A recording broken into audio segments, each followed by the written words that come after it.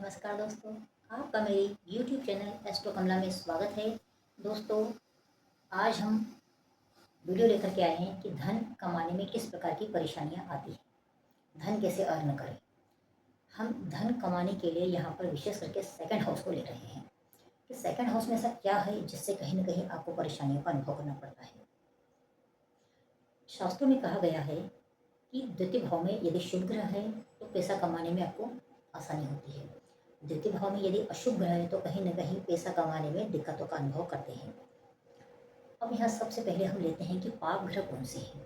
पाप ग्रहों में शनि, राहु, मंगल, सूर्य और केतु को हम यहाँ पर ले रहे हैं। शुभ ग्रह में बुध, गुरु, शुक्र और चंद्रमा को लेते हैं। यहाँ पर शास्त्रों में एक विशेष प्रकार की युति और योग दिए गए हैं द्वितीय भाव से रिलेटेड, जिसको हमने द्वितीय भाव के कारकत्वों में या द्वितीय भाव को जब एनालिसिस किया था डिटेल में, तो उसमें हम बता चुके हैं। आप उस लिंक को हमने डिस्क्रिप्शन बॉक्स में डाला है, आप देखना चाहें तो उसको देख सकते हैं। अब यहाँ पर द्वितीय भाव में सबसे पहले हम लेते हैं इस शनि को। यदि शनि द्वितीय भाव में है तो यह किस प्रकार का आपके व्यवसाय पर प्रभाव डालता है। शनि द्वितीय भाव में स्थित होने पर यह कहीं ना कहीं आपका अपने कुटुंब से बिखराव देता है, डिटैच करवाता है, यह उनसे दूरी देता है। दूसरा, आपकी ईटिंग हैबिट को बहुत ज़्यादा प्रभावित करता है। द्वितीय भाव में यदि शनि स्थिति है तो इसके बुरे इम्पैक्ट सबसे ज़्यादा आपकी ईटिंग हैबिट्स को लेकर के आते हैं, जिससे कहीं न कहीं आप बीमार होते हैं और पैसा कमाने के जो रास्ते होते हैं या गलत डायरेक्शन की तरफ आपको ये मूव करता है। शनि का बैठना यहाँ पर यह दिखाता है, यह इंगित करता है कि ये शनि आपकी जो भी दिनचर्या होती है, आपके रेगुलर जो होते हैं रेगुलरिटी को ब्रेक करता है, आपको रेगुलर नहीं रहने देता है। जैसे आप कुछ काम कर रहे हैं तो आपको रेगुलर वह चीज़, सुबह एक्सरसाइज कर रहे हैं अपने स्वास्थ्य के लिए, तो आप सुबह 5 बजे उठ रहे हैं, तो यह कहीं न कहीं 4 दिन आप 5 बजे उठेंगे, फिर आप 8-9 बजे उठ रहे हैं।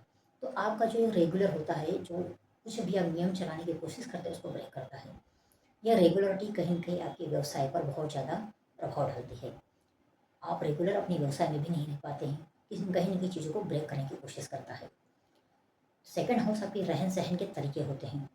तो शनि यदि स्थित है तो आपके रहन-सहन के तरीके में भी काफ़ी गिरावट होती है, जो आपके व्यवसाय को बहुत कुछ प्रभावित करती है। कहीं न कहीं आपका कुटुंब परिवार से भी आपकी अनबन रहती है और उनका भी सहयोग आपको नहीं मिलता है।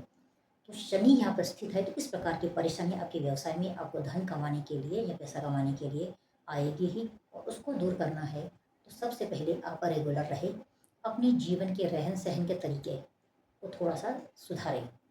शनि होता है तो शनि इतना यदि पीड़ित है तो आप बहुत खराब तरीके से अपना पहनावा रखते हैं, उसका इम्पैक्ट भी कहीं न कहीं आपके व्यवसाय पर पड़ता है। तो जीवन का रहन-सहन का तरीका, उठना-बैठना, खाना खाने का तरीका, ये जो छोटे-छोटे से तरीके होते हैं, यह भी काफ़ी गिरावट वाले होते हैं। तो यहाँ पर आपको इनको इम्प्रूव करना चाहिए। दूसरा, यहाँ पर यदि राहु स्थित है तो वह भी शनि की तरह ही रिज़ल्ट देता है। यह भी आपके जीवन के स्तर को काफ़ी गिरावट देता है। यदि पीड़ित है तो कहीं न कहीं ईटिंग हैबिट्स को ज़्यादा खराब कर देता है। अल्कोहल के साथ-साथ आप स्मोकिंग के भी शिकार हो जाते हैं और इनका इम्पैक्ट आपके चेहरे पर आता है, आपके व्यवसाय पर, आपकी वाणी पर पड़ता है। वाणी भी द्वितीय हाउस से देखी जाती है। यदि पाप ग्रह यहाँ पर बैठे होते हैं तो आपकी वाणी बहुत ही ज़्यादा खराब होती है। किसी भी व्यवसाय को चलाने के लिए वाणी सबसे प्रमुख हथियार होती है।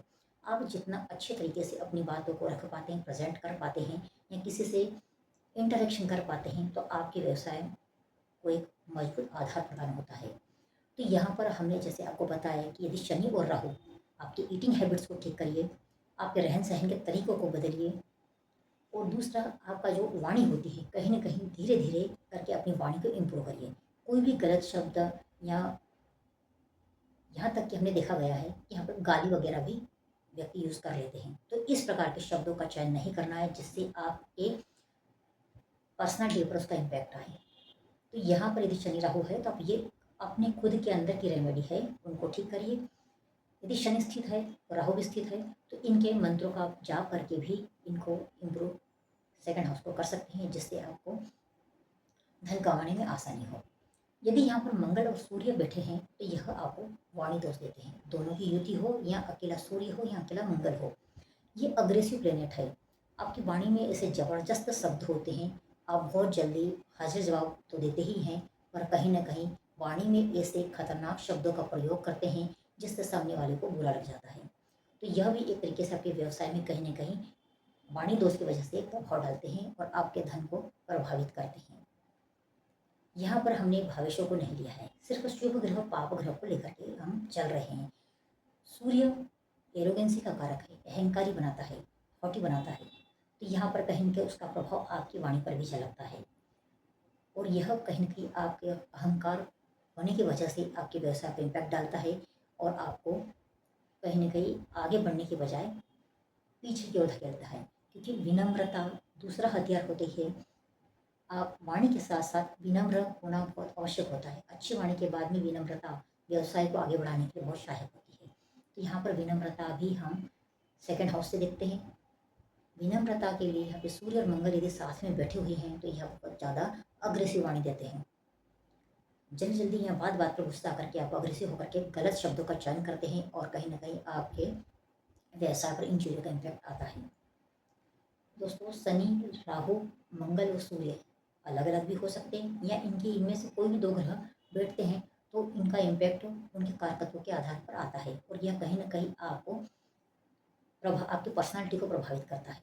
क्योंकि सेकंड हाउस से हम जीवन जीने के तरीके, रहन सहन, नियम का भाव है, आपकी आस्था का भाव है कि आप किस प्रकार की आस्था को लेकर के या संस्कार को लेकर के चल रहे हैं।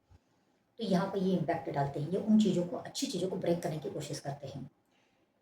अब यहाँ पर यदि केतु स्थित है तो केतु का यदि अकेला स्थित है तो कोई वैसे दोष नहीं है।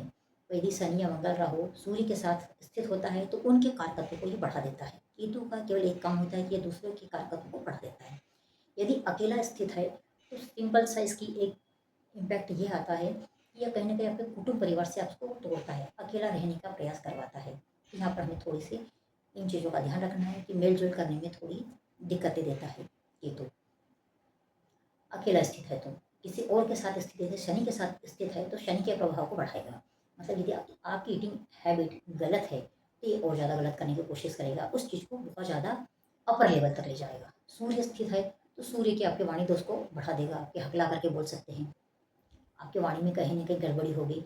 तो आपको यहाँ पर सूर्य केतु दोनों की रेमेडी करनी पड़ेगी। इनके मंत्रों का जाप कर सकते हैं, दान कर सकते हैं या सूर्य नमस्कार या सूर्य भगवान को जल दे सकते हैं, सूर्योदय से पहले उठ सकते हैं। तो जब जिस सूर्य पीड़ित होते हैं इस प्रकार की रेमेडी हम करवाते हैं तथा हमें करना चाहिए।